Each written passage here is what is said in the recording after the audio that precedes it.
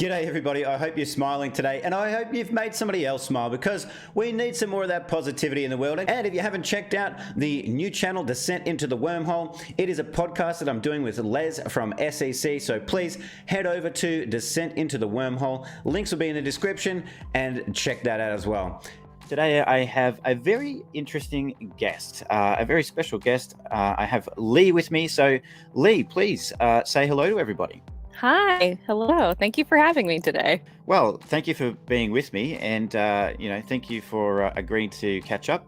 Because you said this, to me a little bit earlier. This is your first live stream ever, so I appreciate that. And you taking the time.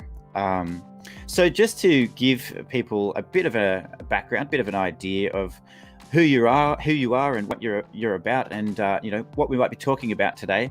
Could you just introduce yourself to everybody? Yeah, absolutely. So hi, I'm Lee. I currently am living in Louisville, Kentucky.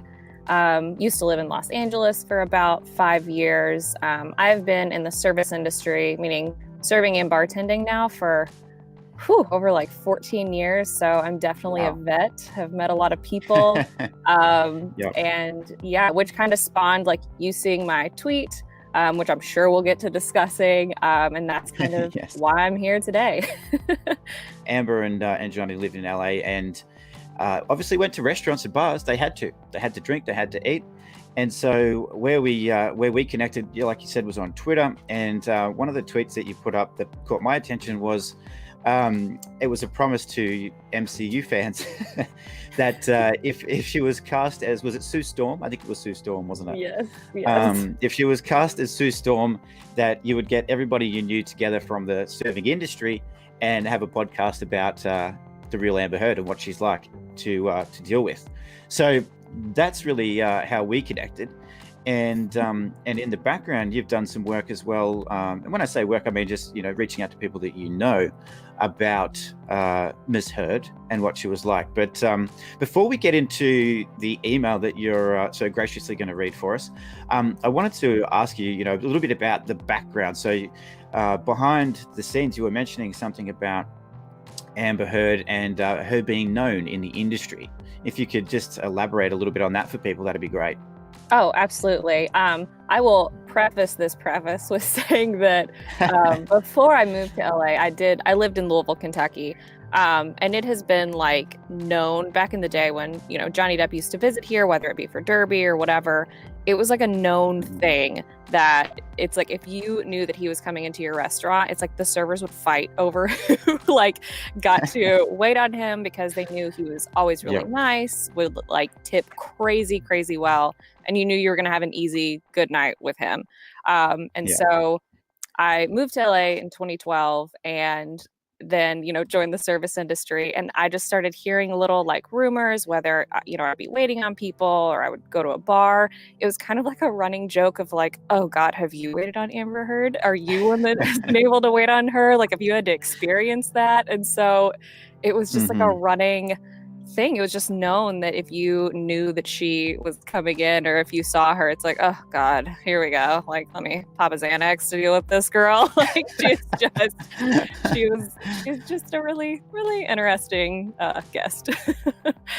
Yeah, and I think, I feel like, and it's absolutely fine. I feel like you're being very, very nice there in the way that you're describing her. Because I feel like what's beneath that is probably a whole lot of, maybe even curse words, but Definitely. I'm so glad that you're joining me. But throughout the last, I guess, few weeks, you had an experience with someone personally who waited on Amber Heard. Is that right? Yes, correct. That is accurate. So I will say that it's been very light. I think my knowledge is it doesn't go in that deep. I've heard rumors about, abuse from both sides. And I started hearing that after I, heard about this experience from my personal friends. So I will say that even hearing stuff, I was extremely skeptical. It's like I went into it with a skewed view because I already knew this story, because this story and this email that we'll read, it happened in 2014 or 2015 before this really blew up and became this huge case. And it's like I'd known about how nice Johnny was. And so I've been listening, but it also just kind of like pissed me off every time I would hear something where I feel like I should have paid attention a little more. And I feel like now after I, tweeted that thing, I've been like reading all these things that all these, people who support him have been sending me. And it's overwhelming now that I've been really reading about it, like how like just absolutely crap this situation is for him. And so I'm very happy to be on here and help any way that I can. People are helping make you aware of that as well. That's great. And and the more that we all learn about this, we get to see what the deeper issues are with domestic violence and male victims and things like that. So a lot of us covering this find it so important from that standpoint as well. One thing that we all get called, and when I say we, I mean people who support Johnny, is and it's even been written in the court documents that we've been accused of being Russian bots. I am not a Russian bot. I can pick out all the streetlight signs on the grid that you gotta click. I'm not a Russian bot, I promise. The email that you received from your friend, if you wouldn't mind reading through that, I'm so interested. I'm literally on the edge of my seat here, waiting to hear all about this email. Then we can have a bit of a discussion afterwards, which would be equally fantastic.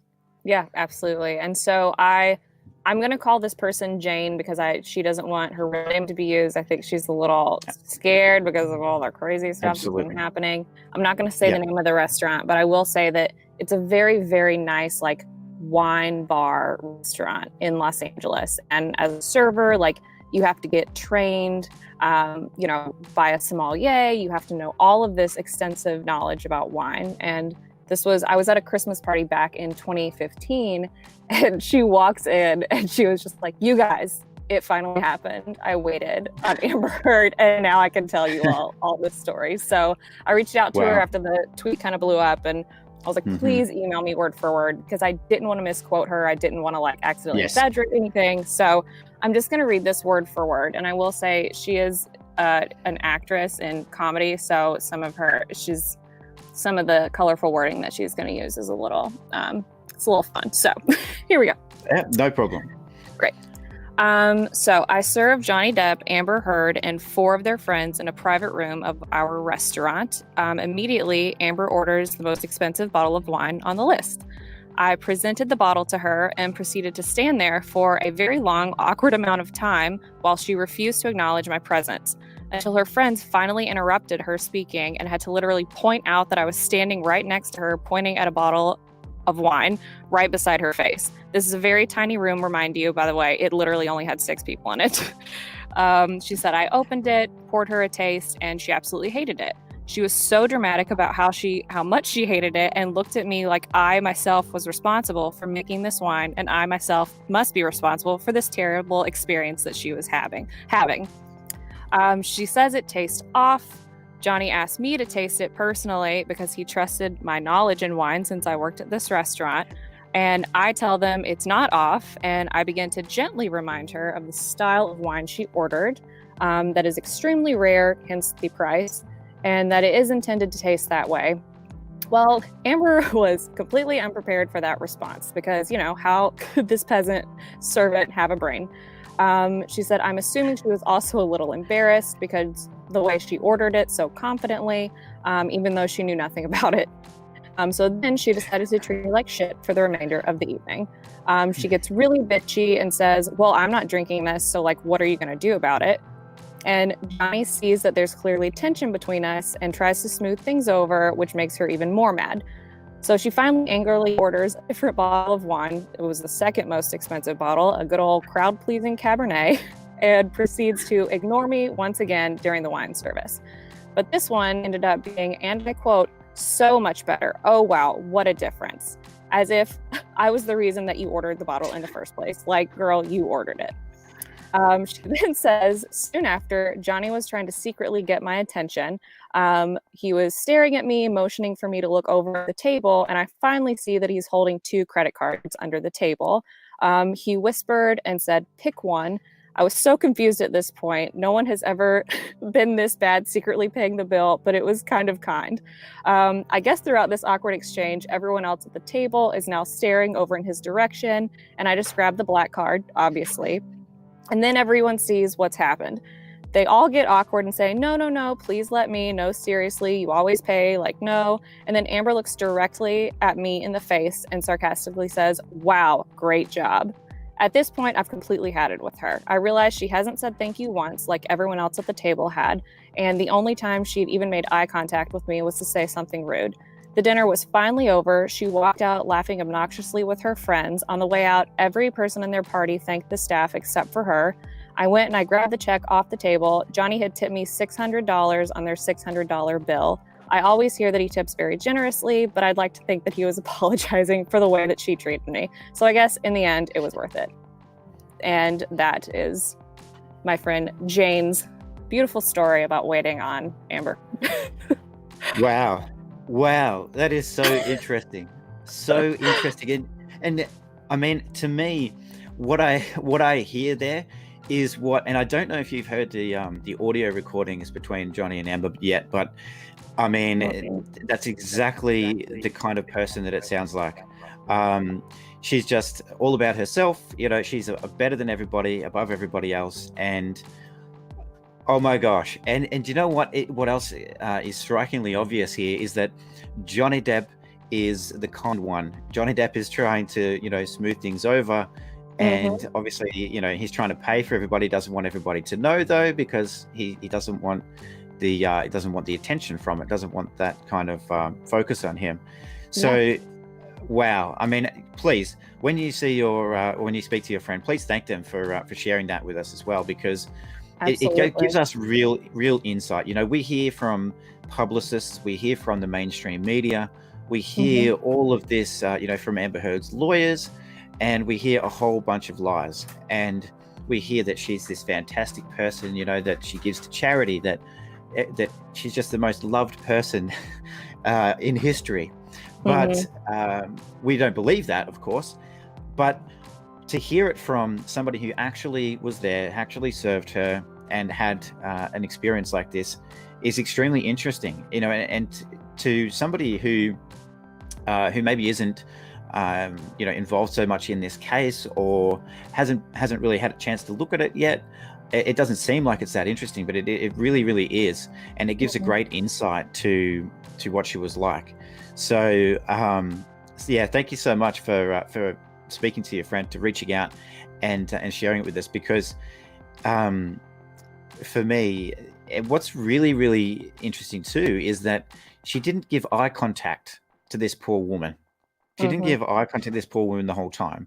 And to put that blame onto her for something that was clearly her choice of wine, not the actual server's fault, because I'm pretty sure that your friend Jane didn't go out the back and bottle the wine herself. Right, correct. She simply did her job by going and grabbing the wine and bringing it out. And so, that's really, really interesting to me, because that just speaks to her behavior overall. And although it's one experience, what you said earlier about how she was regarded in the industry, and people actually talked about, oh my God, have you had to serve Amber yet? It speaks volumes about her personality. Yeah, definitely.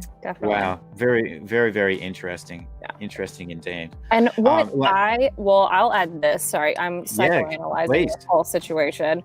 And so kind of Jane, I remember what she told me originally when we originally had this conversation, is she felt like Johnny was like afraid to speak up in front of her. Like, she said the whole dynamic was so weird. And I don't think that, and this is again, like back when this happened, she really didn't know any of the situation. She just knew that Amber Heard sucked, like as a customer, what I mean? She had no idea about her past or whatever. And she said that it was just like the exchange was so awkward, because it's like he literally didn't want to let her know that he was talking, and was just so like trying to smooth every situation over in like the most delicate way, which is, I just feel like that's such a telling sign, because I mean, I feel like in public, especially when you're with other people, you know, if you're in this sort of crappy relationship, you kind of try to put on a front. And like, Yeah. if he couldn't even like keep it together in that situation, I personally think that's so telling. And it's just, Yeah, no, that's really interesting. heartbreaking. Oh, absolutely heartbreaking. And one of the things, you know, you said before as well that you sort of skimmed across the top of this case and what's going on with the two of them. But I was similar as well in the beginning.